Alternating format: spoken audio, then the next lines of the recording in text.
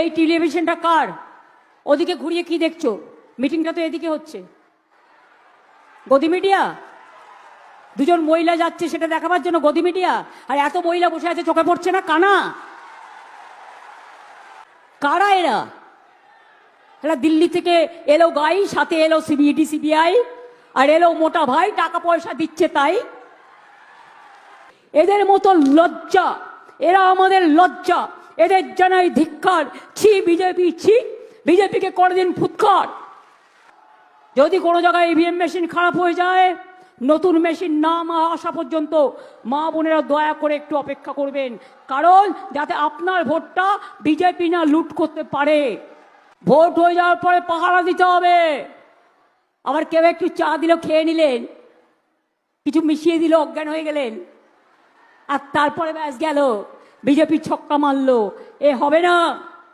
এটা একটা রাজনৈতিক যুদ্ধ। ওরা বাংলা দখল করতে চায়, আমরা বাংলা মাকে মুক্তি দিতে চাই, বাংলা মাকে রক্ষা করতে চাই। তাই মনে রাখবেন, এটা যদি আমি যোদ্ধা হই, মা বোনেরা আমার সহযোদ্ধা, আর বাইরা মা বোনেদের পাহারাদার।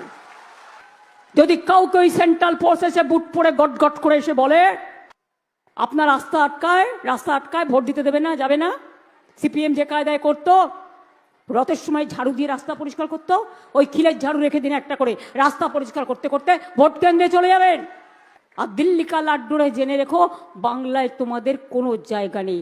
অনেক মানুষ আত্মহত্যা করেছে, এখন তোমরা করেছে এসআইআর, সর্বনাশী স্ক্যাম, কত কোটি কোটি টাকার খেলা।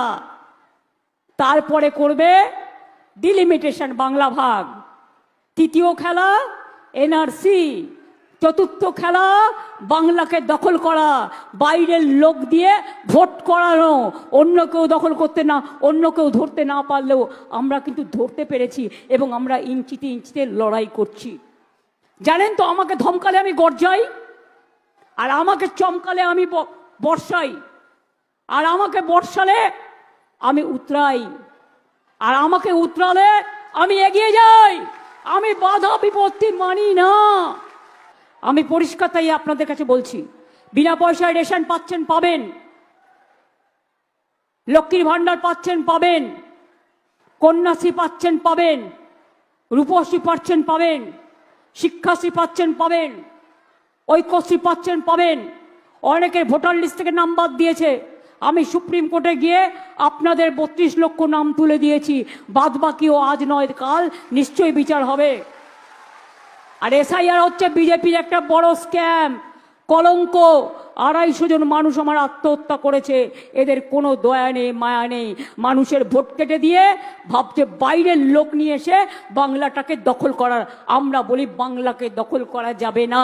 তুমি তপশিলীদের উপর অত্যাচার করো, তুমি আদিবাসীদের উপর অত্যাচার করো, তুমি মা বোনদের উপর অত্যাচার করো, তুমি সংখ্যালঘুদের উপর অত্যাচার করো, তুমি মতুয়াদের ভোট কেটে দাও, তুমি হিন্দিভাষীদের ভোট কেটে দাও, তুমি আমাদের সবার ভোট কেটে দাও। আমার মনোনয়ন নিয়ে বুঝুন, অন্যদের কথা ছেড়ে দিন। 4 ঘন্টা স্কুটিনিতে তর্ক বিতর্ক করে তারপরে আমার মনোনয়নপত্র অ্যাকসেপ্টেড হয়েছে, মানে আমি প্রার্থী হব কিনা, ওটাও কেটে দেওয়ার চেষ্টা করেছিল।